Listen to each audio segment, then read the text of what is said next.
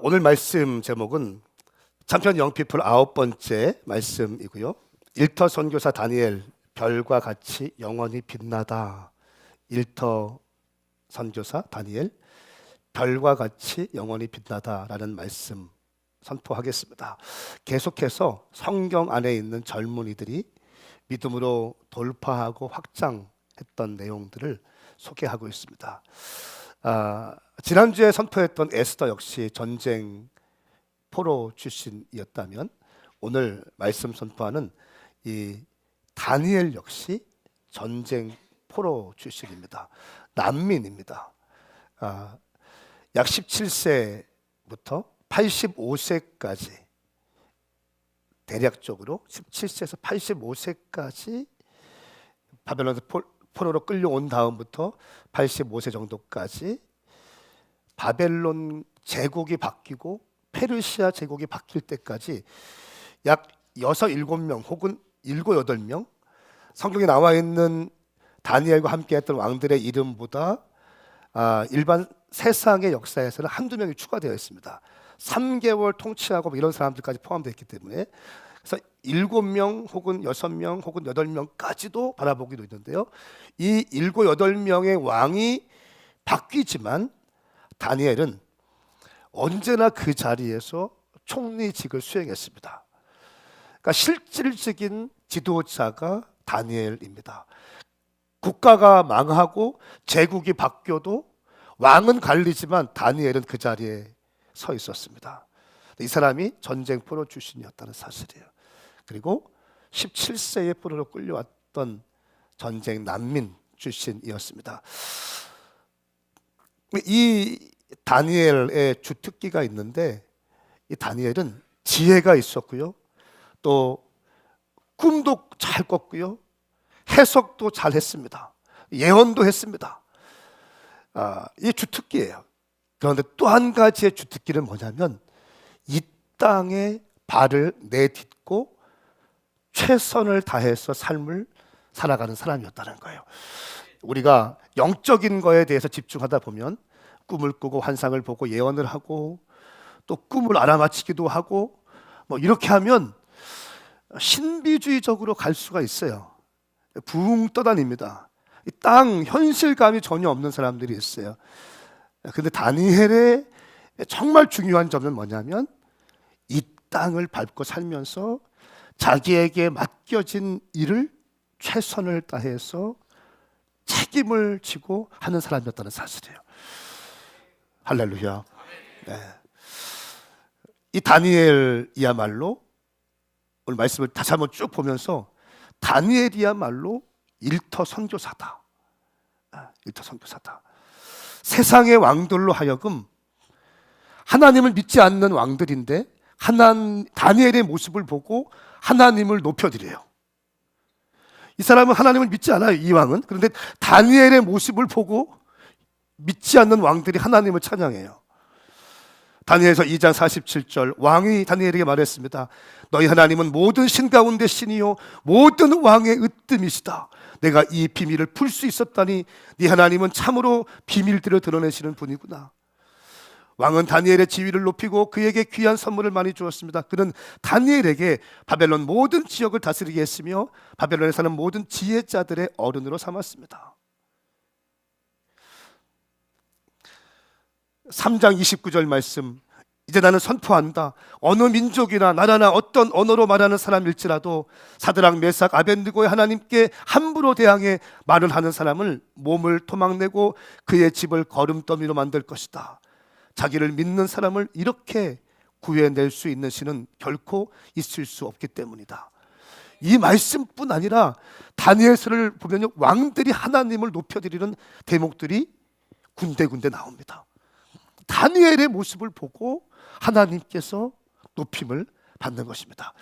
그야말로 다니엘은 일터 선교사입니다.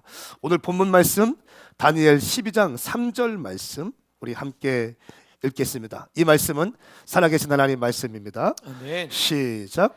지혜로운 사람은 하늘이 밝게 빛나는 것처럼 빛날 것이고 많은 사람들을 의로 이끄는 사람은 별처럼 영원히 빛날 것이다. 아멘. 이 대목에서 오늘 본문을 따왔습니다. 별처럼 영원히 빛나는 일터 선교사 다니엘의 모습을 오늘 우리는 보고 있습니다. 17세에 나라가 망하고 전쟁포로로 끌려갔습니다. 그리고 바벨론에서 이 다니엘은 뚫어내기까지 어떤 일들이 있었는지 한번 살펴보길 원합니다. 다니엘은 그 모진 운명의 피해자였죠. 바벨론에 끌려와서 바벨론 말을 배우게 하고 바벨론의 옷을 입히는 거예요. 그렇죠? 그러면서 바벨론화 해갑니다. 근데 다니엘은 여기서 중요한 것이 뭐냐면 다니엘은 내가 누구인가에 대한 정체성을 잃지 않았습니다. 오리지널 디자인, 하나님께서 나를 이 땅에 태어나게 하실 때의 원래의 목적을 잃어버리지 않았다는 거예요. 그러니까 다니엘의 정체성은 성공이 아니라 다니엘의 정체성은 하나님의 자녀라고 하는 분명한 확신 가운데 있었습니다. 아마 다니엘의 목적과 비전 또 부르심 뭐 이런 게 성공이었고 높은 자리에 올라가는 거였다면요, 아마 오늘날 이런 모습은 아니었을 것입니다. 오늘날 많은 사람들이 웰빙 또 워라벨을 얘기합니다. 웰빙, 잘 사는 삶을 의미하는 거죠. 워라벨 뭡니까? 일과 삶의 균형을 이야기하면서 여가 생활을 마음껏 즐기고 자기의 삶을 윤택하게 만들자, 이런 거 아니겠습니까? 웰빙, 워라벨 참 좋은 얘기죠. 그런데 여기에 치명적인 함정이 있어요. 치명적인 함정이 있어요. 내 중심적이라는 거예요. 마지막 때를 살아가는 사람들은요, 이 함정을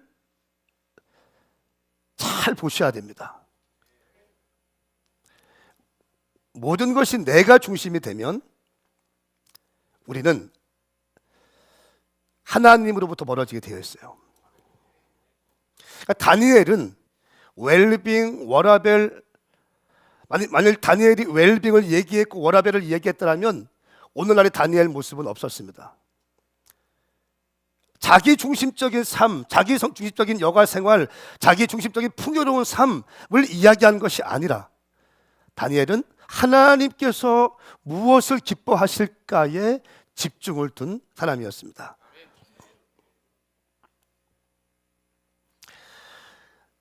다니엘 1장 5절 말씀, 왕은 그들에게 왕이 먹는 귀한 음식과 왕이 마시는 포도주를 날마다 먹도록 주면서 3년 동안 교육시켰습니다. 교육을 다 마친 후에 바벨론 왕을 위해 일하게 했습니다. 이것이 그 당시 바벨론의 정책이었어요. 마음껏 먹이고 입히고 3년 동안 인턴십을 거쳐서 이제 왕을 위해서 충성되게 자기들이 점령한 그 속국들마다 엘리트를 뽑아서 이렇게 왕을 위해서, 바벨론을 위해서 일하게 만들어버렸습니다. 자, 이때 다니엘은 다시 한번 돌아가는데 내가 누구인가에 대해서 집중하는데 세상에서 정의하는 내가 아니라 성경에서 정의하신 하나님께서 나를 부르신 나의 모습에 집중합니다. 할렐루야.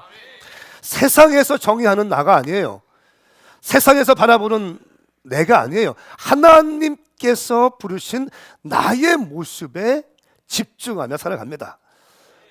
그렇기 때문에 다니엘은요, 몇 가지 뒤에 볼 수 있는 몇 가지 영적 원리들을 가지고 살아가요. 삶의 기준을 가지고 살아갑니다. 원리와 기준이 정확하게 있다는 거예요. 세상에 살아가지만 그리스도 안에서 살아가도록 부름받은 일터 선교사로서의 삶을 다니엘은 살아가요. 제가 제일 좀 이렇게 안타까운 사람들이 어떤 분들이냐면 귀한 분들인데 기도원에만 계신 분들이에요. 좋잖아요. 기도원에 있으면 은혜 받고 불 받고 뭐, 그렇죠? 하나님께서는 우리에게 원하시는 것이 뭡니까? 세상에 나아가서 세상을 바꿔내기를 원하시는 거예요. 할렐루야. 기도원 가서 불 받고 은혜 받았으면 세상에 나가서 피 터지게 싸워야 되는 거예요. 교회는 세상 속으로 침투하는 교회입니다. 교회는 산속에 갇혀 있는 기도원이 아니에요. 하나님께서 우리를 부르신 것은 세상에 나가서 복음을 증거하고 제자화하면서 쉽지 않지만 세상에서 치열하게 살아가는 거예요. 교회는 뭡니까? 교회는 뭐가 돼야 돼요? 여러분, 오늘 이 주일 예배는 뭐가 돼야 됩니까? 일주일 동안 저는 여러분들을 세상 속에 일터 선교사로 파송하는 겁니다. 네. 그리고 오늘 여러분들은 이게 파송식 예배예요. 지금 그러니까 비장해야 돼. 또 눈물이 흘러야 돼. 감동이 있어야 돼. 선교 보고도 해야 되고요. 여러분, DNA가 뭐합니까? 선교 보고하는 거예요. 선교 보고하는 거예요. 내가 이렇게 사역했는데 내가 넘어졌어요. 내가 기도하려고 했는데 기도 안 됐어요. 전도했는데 전도하다 무시당했어요. 내가 어제 신방 갔는데 기도를 해줬어요. 그리고 정말 신방 끝난 다음에 또 기도했는데 오늘 나왔어요. 와, 이게 DNA의 모습에 있는 거죠. 여러분, 주일 예배는요 선교 파송식 예배예요. 사실은 여러분 모두는 일터 선교사로 부름받은 사람들입니다. 제가 청년들에게 많이 티칭하는 게 뭐냐면요, 교회 안에만 머물러 있지 말라는 거예요. 교회 안에서 숨어 있지 말라는 거예요. 세상에 나가서 싸울 준비를 하라는 거예요. 할렐루야. 일정 기간 동안 삶을 들여서 캠퍼스 선교사로서 훈련된 삶을 사는 마리아나 인턴들, 이런 사람들을 제외하고 열심히 삶의 자리에 가서 치열하게 싸우라는 거예요. 이것이 주님께서 기뻐하시는 겁니다. 앞뒤자고 인사합니다. 그대는 일터 선교사입니다. 시작. 오늘 이 예배는 파송 예배입니다.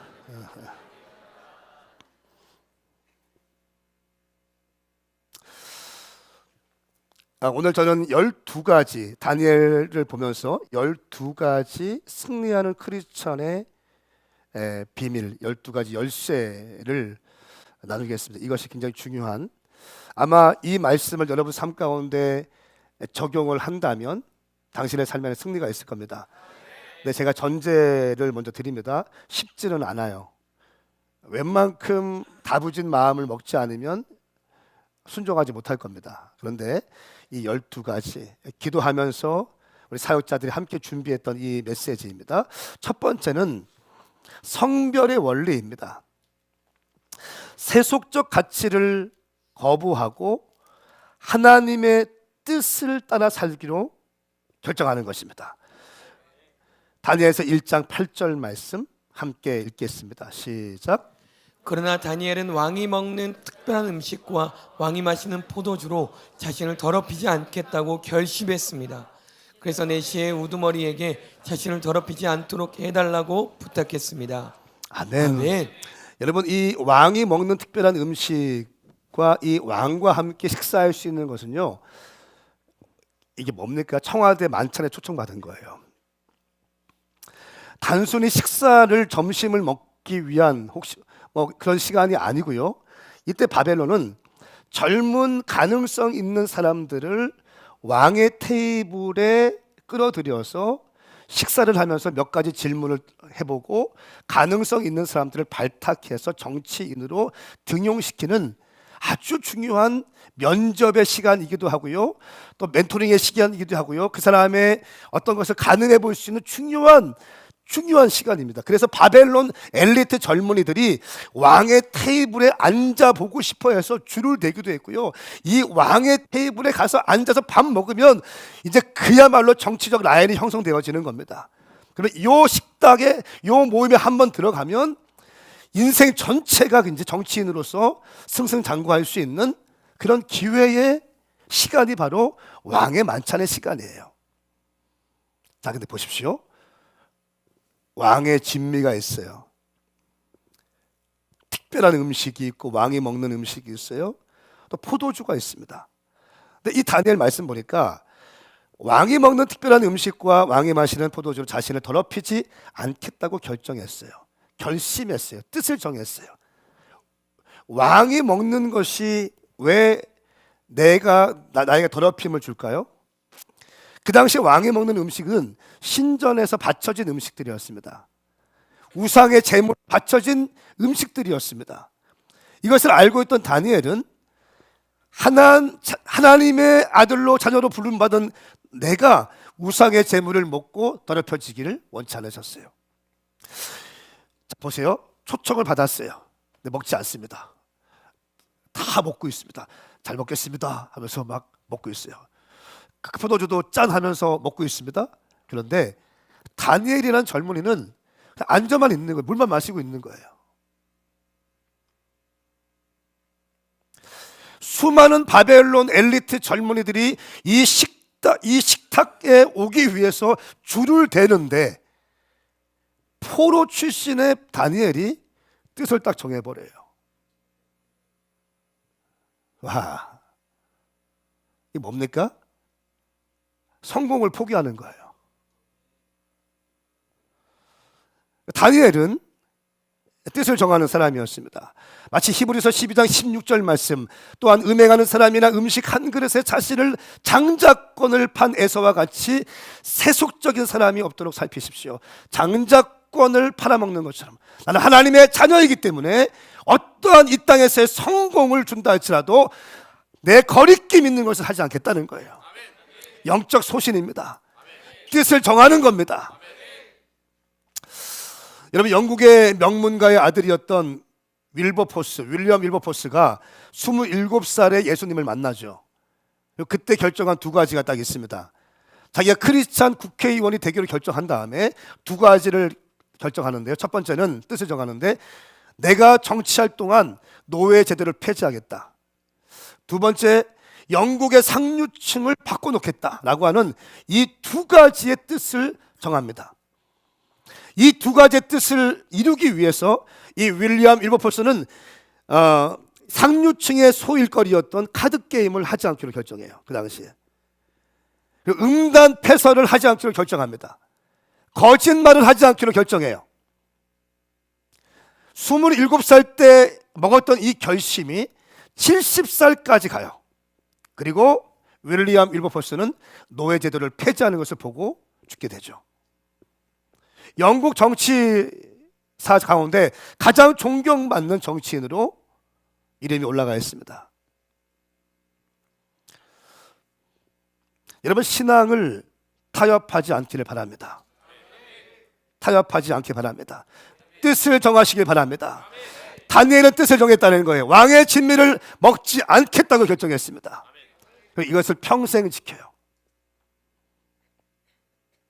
바벨론과 페르시아에 이르기까지 7, 8명의 왕이 바뀔 때까지 홀로 총리로서 우뚝 서서 제국은 바뀌고 왕은 갈리지만 실질적인 지도자로서의 위치를 확고히 합니다.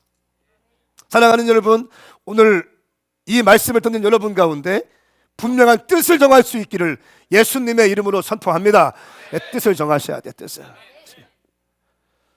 두 번째는 은혜의 원리입니다. 첫 번째, 성별의 원리, 12가지 원리 가운데 두 번째는 은혜의 원리입니다. 이런 뜻을 정한 다니엘에게 하나님은 은혜를 부으시죠. 여러분, 여러분이 뜻을 정하시면 은혜를 부으실 겁니다. 다니엘 1장 9절 말씀, 그때 결심했을 때, 뜻을 정했을 때 그때 하나님께서 다니엘의 우두머리에게 은혜와 궁유를 얻게 하셨습니다. 그 뜻을 정하는 그때에 내시에게 다니엘이 은혜와 궁유를 입게 되었는데 그 은혜와 궁유를 입은 것이 내시가 베푼 은혜와 궁유이 아니라 하나님께서 내시의 마음을 감동시키셔서 다니엘에게 은혜와 궁유를 베푸신 거예요. 할렐루야. 하나님의 보이지 않는 손길이 여러분 삶 가운데 가득하기를 선포합니다. 그러니까 뜻을 정하십시오. 뜻을 정하는 것이 매우 중요합니다. 이것이 다니엘의 시작인 거예요. 결심하는 거예요. 결심하는 거예요. 여러분, 오늘 밤에, 오늘 이 시간에 돌아가실 때 분명히 뜻을 정하고 돌아가시길 선포합니다. 은혜 입은 자가 되기 시작합니다. 하나님의 은혜가 입혀지기 시작했습니다.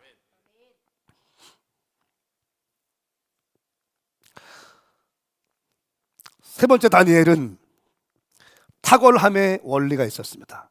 탁월했어요. 다니엘 1장 19절 20절 말씀 함께 읽겠습니다. 시작. 왕이 그들과 이야기를 나누어 보니 젊은이들 가운데 다니엘, 하나냐, 미사엘, 아사랴보다 뛰어난 사람이 없었습니다. 그래서 그들은 왕을 모시게 됐습니다. 왕은 그들에게 모든 일을 물어보았는데 그들의 지혜와 총명이 그 나라의 모든 지역에 사는 어떤 마법사와 주술사보다 10배나 뛰어나다는 사실을 알게 됐습니다. 아멘. 그 바벨론에 난다 긴다고 하는 철학자, 점술가들, 과학자들 이런 사람들이 질비한데 이런 사람들보다 그 위에 10배가 뛰어나다는 거예요. 다니엘이. 이건 엄청난 거잖아. 그러니까 실제적으로 다니엘은 하나님의 지혜와 총명이 부어진 사람인 거예요. 할렐루야. 하나님의 지혜와 총명이 부어지는 거예요. 자, 20절 말씀 보십시오. 왕은 그들에게 모든 일을 물어보았는데 그들의 지혜와 총명이, 여러분, 인간적인 지혜와 총명이 아닌 거예요. 하늘로부터 부어진 거예요. 부어지는 거예요. 할렐루야. 우리 젊은이들 가운데 있다면 하나님의 지혜와 총명을 사모하시기를 선포합니다. 하나님의 지혜와 총명이 오늘 이 방에 있는 모든 분들 가운데 부어질지어다. 실제적으로 바벨론의 모든 학자들과 주술사들보다 10배나 뛰어난 다니엘의 모습을 볼 수 있습니다. 어떻게 가능할까요? 이건 성령으로밖에 해석할 수 없어요. 성령으로밖에 해석할 수 없습니다. 여러분, 성령님을 갈망하시고 성령님을 사모하시길 바랍니다. 성령 충만하십시오. 성령 충만하십시오.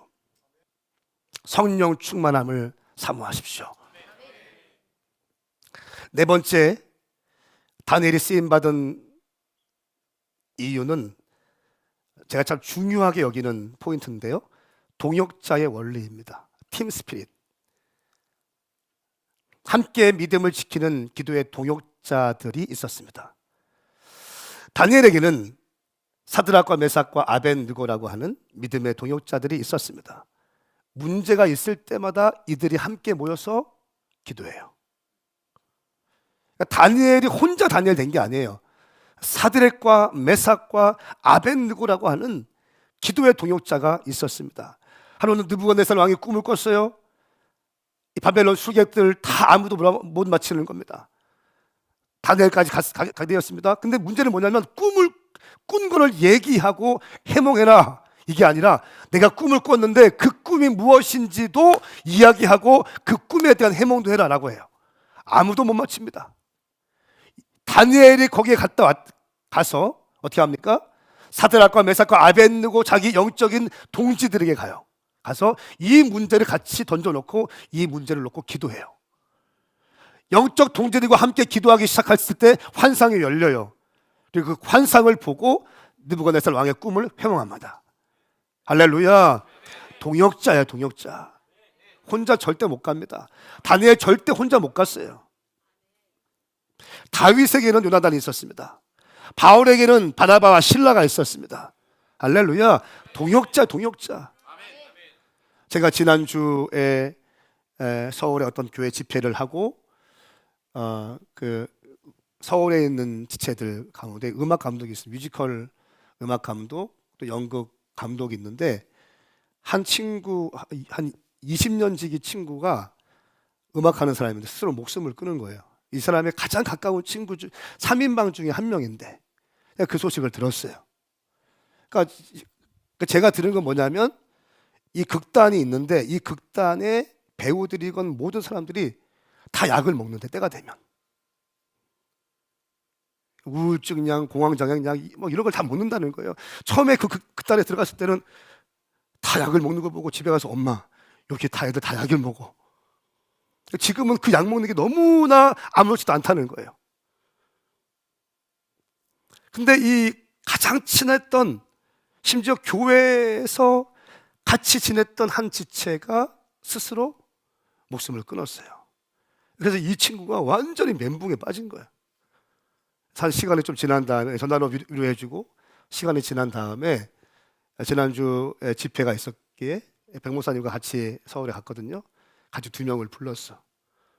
집회 장소에 와서 같이 은혜 받고 이제 같이 끝나고 그 어떤 치킨집에 가서 할렐루야 저는 카페를 가고 싶었어요. 근데 카페가 문 닫았더라고요. 다 치킨집에 갔어요.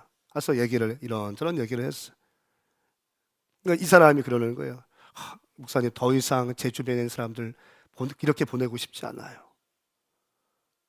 더 이상 이렇게 보내고 싶지 않아요. 그러는 거예요. 제가 7년 동안 여기에서 일했는데 저 혼자만 하나님을 믿고 다 안 믿어요. 더 이상 내가 어떻게 안 되겠어요. 제가 그래서 제시한 게 뭐냐면, 너네 둘이 지금 같이 앞에 있잖아요. 이렇게 2명 자매들이 있고 제가 있고 백 목사님이 있었어요. 너네 둘이 끈끈한 동역자가 돼야 된다. 같은 업종이고 업계고 같은 음악을 하는 사람이기 때문에 너희들끼리 수시로 연락하고 해라. 그리고 이 가운데, 그러니까 이 사람은 여기에서 일하고 여기서는 이 사람은 여기서 일하는데, 너네 둘이 하여튼간 작정하고 너네 공동체 안에 한 명을 먼저 만들어라. 한 명을 예수 믿게 만들고 그 한 명이 동역자가 돼야 된다. 그러니까 이 친구가 그러는 거예요. 맞아요, 목사님. 제가 7년 동안 여기 있었는데 아무것도, 지금 보니까 아무것도 없어요. 곡만 쓰고 음악을만 하고 연극만, 뮤지컬만 했어요. 그게 문제인 거 알겠지? 그럼 어떻게 해야 돼? 너 1년에 다른 거 1년에 한 명씩만 해. 1년에 한 명씩만 복음을 증거하고 네가 시간을 들이고 마음을 쏟고 재정을 들이고 온 마음을 다해서 그 한 사람 세워. 그리고 동역자가 돼야 돼. 다음에는 또 다른 사람 해. 시간이 훨씬 빨라질 거야. 1년에 한 명씩만 동역자로 만들고 제자화해봐. 여러분, 만일 이렇게 1년에 한 명씩만 제자화한다면요, 3년이 지나면 아마 이 극단의 절반 이상은 예수 믿게 될 거예요. 이 제자들과 함께 뛰기 때문에. 할렐루야. 사랑하는 여러분, 혼자는 절대로 안 돼요. 다니엘의 영적 원리 가운데 정말 중요한 게 이거예요. 동역자를 소중하게 여기셔야 돼요. 동역자를 존중하셔야 돼요. 이용하려면 안 되는 거예요. 동역자. 오늘 목사님 설교 들을 때 동역자라고 했지? 밥사. 이게 아니라고. 이게 아니라고. 동역자를 소중히 여기고. 우리 김 목사님 이집트 가시는데, 이제 5월 때 가시는데, 저는 그럴 거예요. 목사님 저 힘들어요. 이집트에 날라와 주세요 하면 저는 갈 거예요. 동역자니까. 제가 또 목사님 목소리 허전한데요, 좀 오셔야겠습니다 하면 또 올 거예요. 그게 동역자 아니겠어요? 동역자. 좀 나 오세요 하는데 바빠요 그러면 끝나는 거죠. 바빠요 그러면 이제 안 되는 거죠. 동역자를 소중히 여기셔야 됩니다. 아멘. 가장 소중한 동역자가 누굴까요? 내 가장 옆에 있는 내 남편, 내 아내. 정말 소중해요. 5번째는 성수의 원리입니다. 따라서 성수의 원리. 문화와 풍조에 타협하지 않고 신앙의 정절을 지키는 거예요. 비슷한 맥락이 좀 있습니다. 타협하지 않는 거예요. 사드락과 메삭과 아벳느고가 느부갓네살 왕이 세운 신상에 절하지 않습니다. 그렇죠? 약 27m가 되는 신상을 세웁니다. 그리고 약 3m가 폭이 3m가 되는 신상, 높이가 27m예요. 규빗으로 나와 있지만 이 신상을 세워놓고 모든 사람들을 다 불러놓고 내게 절해라 라고 얘기해요. 그러니까 엎드리는 게 그냥 묵념이 아닙니다. 그 신상을 세워놓고 모든 정치 관료들 다 불러 모아놓고 신상에 절해라 라고 얘기하는 거예요. 그런데 거기서 다 절하는데 우두커니 서 있는 사람이 있는데, 사드락과 메삭과 아벳느고, 남들은 다 엎어져 있는데 서 있는 거예요. 근데 여러분, 사드락과 메삭과 아벳느고가 저 같은 목사가 아니었다는 사실에 주목할 필요가 있어요. 이 사람은 정치인이었어요. 그러니까 왕과 직접적으로 연결이 되어 있고, 그 정치적인 음모 세력과 반대 세력이 질비하고 언제든지 큰 위험에 빠질 수 있는, 마음 먹고 밀어내면 밀리기 위해서 정치력을 발휘해야 되는 그 사람들 아닙니까? 사드락과 메삭과 아벳느고. 그런데 보란 듯이 절하지 않습니다.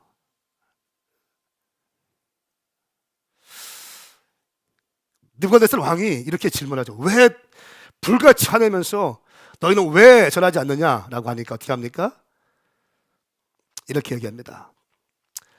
다니엘 3장 16절부터 18절까지 같이 읽겠습니다. 시작. 사드락 메삭 아벳느고가 왕에게 대답했습니다. 왕이여, 이 일에 대해 왕께 드릴 말씀이 없습니다. 만약 우리가 절하지 않을 경우 우리가 섬기는 하나님께서 우리를 활활 타는 불구덩이 속에서 구해 주실 것입니다. 그분이 우리를 왕의 손에서 구해내실 것입니다. 왕이여, 그러나 그렇지 않을지라도 우리가 왕의 신들을 섬기거나 왕이 세우신 금신상에 절하지 않을 줄 아십시오. 아멘. 아멘. 오, 이게 우리가 아멘을 쉽게 하지만 생명을 거는 거예요. 직장을 잃는 정도가 아니고요, 목숨을 잃어버리는 거예요. 불구덩이에 들어가는 거예요, 그냥. 이 성수의 원리, 하나님의 자녀라고 하는 이 믿음을 붙잡는 원리, 문화와 풍조. 목사님, 정치는 다 그래요. 목사님, 사업은 다 그래요. 목사님, 영업은 다 그래요. 목사님이 잘 모르셔서 그러시는데 세상은 다 그렇게 해요. 아니요. 하나님께서 원하시는 성수의 원리를 붙잡기를 축복합니다. 신앙의 정절을 지키는 거예요. 아무 데서나 여러분 전하지 마십시오. 아무 사람이랑 악수하지 마십시오. 제가 새벽에 기도할 때 이렇게 기도하잖아요.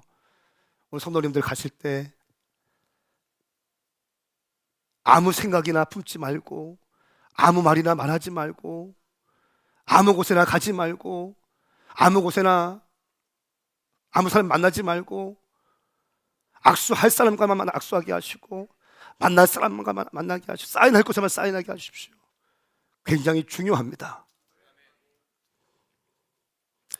다니엘은 성수의 원리를 지켰어요. 또 다니엘은 충성스러운 사람이었습니다. 충성하는 사람이었어요. 이 다니엘이 너무 뛰어나니까 사람들이, 정치인들이 다니엘을 골탕 먹이고 싶었어요. 근데 털어도 털리지 않는 거예요. 먼지가 나지 않는 거예요. 6장 3절 말씀 보니까 다니엘의 잘못을 찾아 고발하려고 애썼습니다. 그러나 그들은 다니엘에게서 어떤 실수나 잘못을 찾아낼 수 없었습니다. 와, 정확한 거예요.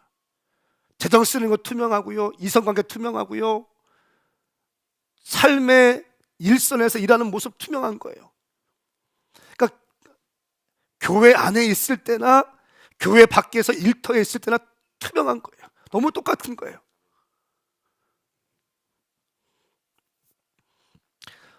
그런데 어떻게 이걸 보냐면, 다니엘은 4절 말씀 하반절에 보니까 다니엘은 충성스러워 아무런 실수나 아무런 잘못도 없었기 때문입니다. 자, 충성스러웠다는 거예요. 하나님 앞에 충성스러웠어요. 그러니까 이 미슈파트와 체다카, 공평과 정의가 다니엘은 몸에 밴 사람입니다. 그러니까 하나님의 말씀이 살아있는 거예요. 이 삶 가운데 하나님의 말씀이 살아있어서 이 말씀대로 그냥 움직이기로 결정하는 거예요. 여러분, 세월이 가도 바뀌지 않는 사람 있죠? 세월이 가도 변하지 않는 사람이 있습니다. 세월이 가도 한결같은 사람이 있습니다. 그런 사람이 진짜 충성스러운 사람이죠. 처음과 끝이 같은 사람이에요. 한결같은 사람. 다니엘이 그런 사람이었다는 거예요. 대한민국은 정권만 바뀌면 문제가 드러나잖아요. 정권만 바뀌면 문제가 드러나고 폭로되어지고, 다니엘은 정권이 계속 바뀌지만, 심지어 제국이 바뀌지만 털려고 털어도 털리지 않는 거예요. 어떻게 가능한가? 충성스러웠다. 하나님 앞에 충성스러웠다는 거예요. 내가 집사고 내가 장로인데, 내가 권사인데 교회에서만 뜨거운 것이 아니라 세상에서 일터에서 죄송합니다. 삶의 자리에서 하나님 보시기에 부끄럽지 않도록 살았다는 거예요. 돈 되면 다 하는 게 아니에요. 돈이 돼도 하나님이 기뻐하지 않는 걸 안 했다는 거예요. 성공의 기회가 있었지만 하나님이 기뻐하지 않으면 안 했다는 거예요. 왕의 테이블에 앉아서 대화 잘하고 좋은 비전을 제시하고 아이디어를 내면 발탁될 수 있었겠지만 그거 포기했다는 거예요. 하나님이 무엇을 기뻐하시는가? 다니엘은 거기에 마음이 꽂혀 있는 거예요. 저는 정말 이런 하나님을 경외하는 사람들 만나고 싶어요. 하나님을 경외하는 자들. 8번째, 다니엘은 감사의 원리가 몸에 밴 사람이었습니다. 감사의 원리. 그 다음에 7번째입니다. 우선순위의 원리. 왕의 명령보다 하나님과의 관계에 우선했습니다. 왕의 도장이 찍힌 것을 알고도 하루에 3번 다니엘은 기도합니다. 왕의 도장이 찍혔다는 것은 명령으로 공포된 겁니다. 왕의 명령을 어기면 그냥 죽임을 당하는 거잖아요. 왕의 도장이 찍힌 것을 알고도 여전히 하루에 3번씩 기도하는 다니엘의 모습. 자, 이 내용을 여러분 어떤 내용입니까? 다니엘을 털려고 하지만 안 털리니까, 다니엘이 열심히 하나님을 섬기니까 어떻게 합니까? 주변 정치인들이 요걸 이용하면 되겠다 해서 왕의 마음을 만지죠. 어떻게 합니까? 30일 동안만 다른 신들이나 이방인들이나 다른 왕을 제외한 누구에게도 기도하거나 경배하지 못하도록 법령으로 만들어 놓으십시오. 그럼 왕을 더 사람들이 존경하게 될 것입니다. 이 말을 듣고 왕이 어떻게 합니까? 명령을 찍는 거예요. 왕의 도장을 찍는 겁니다. 30일 동안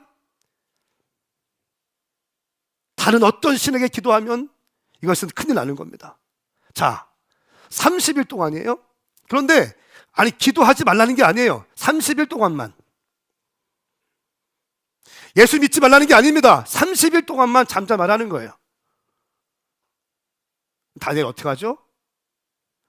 똑같이 하루에 3번씩 하는 것처럼 창문을 열고 예루살렘 성전을 향하여 하나님께 기도합니다. 이 다니엘이 하루 3번 기도는요, 밥 먹을 때 하는 기도 아니었어요. 주님 감사합니다. 주님 고맙습니다. 주님 잘 먹겠습니다. 이런 기도가 아니었다고요. 심정을 통하는 여호와를 경외하는 자가 올려드릴 수 있는 기도였다는 거예요. 아멘. 이거 엄청난 거 아니에요? 우선순위가 있었다는 거예요. 왕에게 충성하는 사람이었지만 그 왕보다 높으신 하나님을 경배하는 것을 멈추지 않았다는 거예요. 할렐루야. 근데 그 기도가 어떤 기도였습니까? 8번째, 감사 기도였어요. 환경과 상황 관계없이 감사하는. 내가 어떻게 주님을 섬겼는데 이런 상황을 나한테 만들어 주십니까? 이거 아니에요. 무조건 감사해 버리는 거예요. 무조건 이 다니엘의 모습이 여러분 느껴지십니까? 믿음의 인물들의 영적인 분위기가 느껴지십니까? 감사로 던지는 사람이에요. 감사. 내가 이해될 수 없는 일들이 여러분 너무나 많아요. 제가 정말 이해될 수 없는 일들이 너무나 많어. 벌어지면 안 되는 일들도 너무나 많고요. 정말 사사건건 말하고 싶은 게 너무나 많아요. 그런데 내가 이해될 수 없는 일들이 있지만 하나님께 감사를 하는 거예요. 나는 이해할 수 없지만 주님, 나는 주님을 신뢰하겠습니다. 이것이 믿음의 사람들의 영적 원리 분위기였습니다. 원망의 기도가 아니라, 불평의 기도가 아니라, 신세 한탄적 기도가 아니라 감사 기도였어요. 여러분, 우리 기도 가운데 감사 기도가 끊이지 않게 축복합니다. 여러분, 우리 교회가 이제 언젠가 다시 대표 기자도 세우고 할 텐데, 그 기도가 누구를 티칭하고 가리키고 원망하고 불평하고 훈계하는 그런 기도가 아니라 하나님께 감사드리는 믿음의 기도가 울려 퍼지기를 선포합니다. 영적인 분위기를 잡으셔야 돼요. 감사기도, 감사기도. 모든 것을 주님께 감사드리는 거예요. 어떤 분들 기도하는 거 보면 창세기부터 다 훑어. 기도 시간에 설교해, 훈계해. 그런 거 아닌 거예요. 온 마음을 다해서 나는 죄인으로서 주님 앞에 서는 것이죠. 주님, 내가 여기 있습니다. 감사기도 드렸어요. 아홉 번째 다니엘은 무릎의 원리였어요. 같은 맥락에서 계속 구체화한 것입니다. 내가 살아가는 그곳에서 기도로 하나님을 초청했습니다. 기도했습니다. 하루에 3번씩 무릎을 꿇고 하나님께 기도드리며 감사 올려드렸습니다. 감사할 수 없는 상황에서 올려드리는 감사의 기도. 감사의 기도. 하루에 3번씩. 이것이 습관이 됐다는 거예요. 습관처럼. 영적 루틴이 있다는 거예요. 영적인 루틴이 있다는 거예요. 이걸 빼앗기지 않는 거예요. 이걸 포기하지 않는 거예요. 심지어 왕의 명령했음에도 불구하고 포기하지 않는 거예요. 여러분 가운데 거룩한 영적인 루틴이 있습니까? 확보하셔야죠. 아까 다니엘은 뭐 했습니까? 오감했다는 거, 오감. 그렇죠? 여러분, 정말 저는 여러분들이요, 정말 큰 믿음의 주인공들이 나오길 바랍니다. 우리 교회에서 큰 사업가도 나오길 바랍니다. 그러면 그런 사람들은 뭔가 달라요. 내 머리만큼 하는 사람들이 있고요, 내 머리만큼, 내 달란트만큼, 내 배경만큼 하는 사람이 있고, 하나님이 부으시는 축복 가운데 달려가는 사람이 있습니다. 우리 교회 성도들은 그런 사람이 되기를 축복합니다. 그렇게 하기 위해서는 절대로 포기할 수 없는 영적 루틴이 있어야 되는 거예요.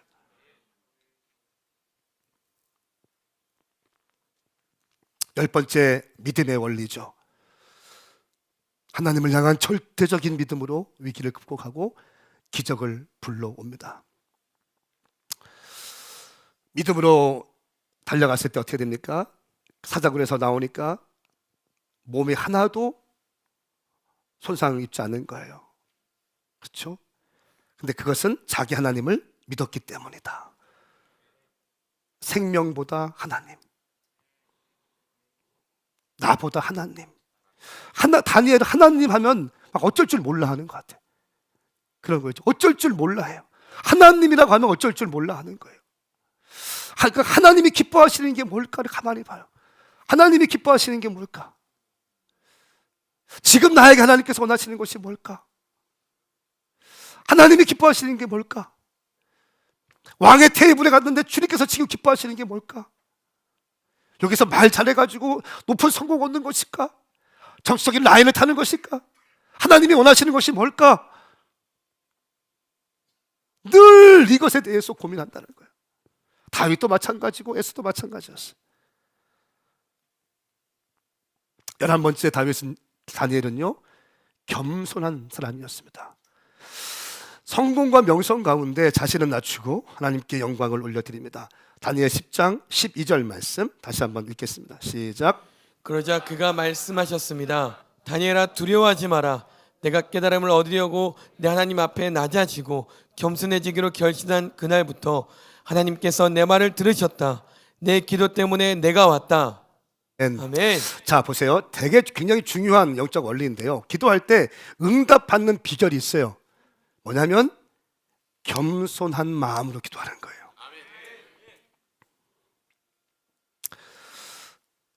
네가 깨달음을 얻으려고 네 하나님 앞에 낮아지고 겸손해지기로 결심한 그날부터 하나님께서 내 말을 들으셨다.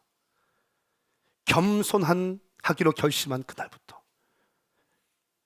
겸손. 교만이 아니라 겸손. 그러니까 기도할 때도 교만하게 기도하는 사람 있잖아요. 그렇죠? 겸손. 하나님 앞에서 겸손하는 거. 비굴한 게 아니라, 사람들 앞에 비굴한 게 아니라 하나님 앞에서 겸손하고, 사람들에게 겸손하고, 겸손한 거. 지위가 높이 올라가면 올라갈수록 어떻게 돼요? 더 엎드려야 되는 거예요. 제가 우리 청년들 멘토링 할 때 무릎 꿇고 기도하는 거 가르쳐요. 어떤 서울에, 자꾸 서울 얘기해서 미안합니다. 서울에 있는 어떤 자매가 막 흥분돼서 전화, 목사님, 세계적인 유명한 가수가 있는데 그 사람이 자기한테 연락 왔다는 거예요. 이름만 대면 다 안 돼. 저도 들어본 것 같아. 그 사람이 자기에게 곡을 써달라고 연락했다는 거예요. 대박이잖아요. 그러니까 제가, 야, 알았어, 겸손해. 막 주저리 막 간증을 막 이만큼 하는 거, 이만큼. 최근에 자기에게 베풀어 주시고 은혜 주시고 막 뉴진스의 곡을 하고 뭐 엄청난 것들이 막 있는데 주님이 부어주셨다는 거예요. 주님이 오메가 교회 만나서 그 친구의 고민이 뭔지 아셨어요? 아니 그막 제가, 야, 기도해. 지금 무릎 꿇어. 너 그 자리에서 무릎 꿇어. 무릎 꿇고 두 손 모아. 30이 훌쩍 넘어간 사람이에요. 알았어. 축하해. 너무 잘했어. 끝까지 가야 된다. 이제 시작이야. 지금 무릎 꿇어 빨리. 두 손 모아. 그렇게 기도해 줬어요. 여러분, 제가 올라오기 전에도 무릎 꿇고 기도했어요. 이렇게. 어떤 의미인 줄 아세요? 주님만 바라보고 설교하겠다는 거예요. 주님 말씀하세요. 제가 던지겠습니다. 그러니까 교회가 커지면 커질수록, 연봉이 많아지면 많아질수록, 지위가 올라가면 올라갈수록 우리는 뭐와 싸워야 됩니까? 진짜 겸손과 싸워야 하세요. 다니엘을 그래서 뚫어냈다는 거예요. 그렇죠? 겸손해지기 시작한 그 순간부터 하나님께서 내 말을 들으셨다는 거예요. 하나님 우리의 마음의 중심을 보시는 분이세요. 사랑하는 오메가 성도들이요, 사랑하는 일터 선교사들이요, 겸손하십시오. 겸손하게 주님께 구하십시오. 주님 저에게 긍휼을 베풀어 주십시오. 주님 저에게 긍휼을 베풀어 주십시오. 저를 불쌍히 여겨 주십시오. 나는 아무것도 할 수 없습니다. 주님 아니면 안 됩니다. 주님. 할렐루야. 그 은혜가 있기를 축복합니다. 마지막 12번째는 사명의 원리였습니다. 마지막까지 하나님께서 부르신 상을 위해서 달려갑니다. 많은 사람들을 의로 이끄는 사람들은 별처럼 영원히 빛날 것이다. 여러분, 이 다니엘은 일터 선교사로서 마지막까지 많은 사람들을 하나님께로 인도합니다. 심지어 이방 왕들조차도 하나님을 경배하게 만들어버립니다. 저는 선포합니다. 여러분의 삶 가운데 이런 놀라운 역사가 일어날지어다. 여러분의 직장과 가정과 기업과 여러분의 모든 삶의 자리 가운데 이런 놀라운 역사가 있을지어다. 빌립보서 3장 12절 14절 말씀, 이 말씀 읽고 우리 함께 기도했으면 좋겠습니다. 시작. 나는 이미 얻었거나 이미 온전해진 것이 아닙니다. 나는 그것을 붙잡으려고 쫓아갑니다. 이는 나도 그리스도 예수께 붙잡혔기 때문입니다. 형제들이여, 나는 그것을 붙잡았다고 생각하지 않습니다. 그러나 이 한 가지만은 말할 수 있는데, 곧 뒤에 있는 것은 잊어버리고 앞에 있는 것을 붙잡으려고 그리스도 예수 안에서 하나님께 위해서 부르신 그 부르심의 상을 위해 표대를 향해서 쫓아갑니다. 아멘. 아멘. 마지막까지, 끝까지 가는 거예요. 끝까지 가는 겁니다. 저는 우리 교회가 그런 교회 되었으면 좋겠습니다. 이런저런 일이 있을 수 있잖아요. 여러분의 가정에도, 여러분의 인생에도 이런저런 일이 있을 수 있잖아요. 교회도 마찬가지. 이런저런 일이 있을 수 있어요. 그런데 끝까지 표대를 향해서 달려갈 수 있는 우리가 되었으면 좋겠습니다. 여러분, 이번 한 주간도 승리하십시오. 여러분의 일터 선교사입니다. 자, 일어나십시다.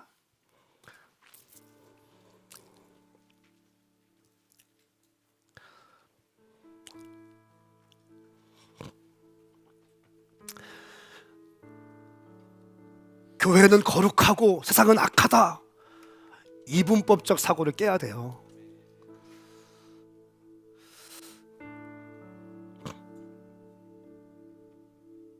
세상은 여러분의 가정은, 여러분의 일터는 여러분의 선교지입니다.